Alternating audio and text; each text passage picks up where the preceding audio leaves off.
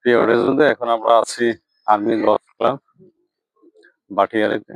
তো বাটিয়ারির যে সৌন্দর্য মনোমুগ্ধকর দৃশ্যগুলো আপনাদের দেখানোর চেষ্টা করবো, পাহাড়ি নৈবিরাম দৃশ্যগুলো অনুযায়ী আল্লাহ তাআলা তার নিজ হাতে সাজিয়ে রেখেছে।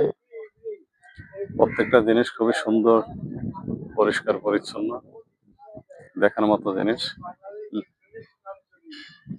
ঠিক আছে, আপনারা দেখতে পাচ্ছেন পাহাড়ি উঁচু নিচু ঢালুর মধ্যে প্রতিটি জিনিস খুবই সৌন্দর্য, যেন কবি তার নিজ হাতে এঁকে রেখেছেন স্বর্ণলিপির মাধ্যমে।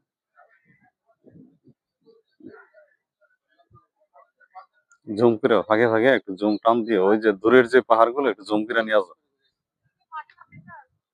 ওই পাশে। ইমন, ওই যে বামের ওই যে ওই সাইড গুলো না,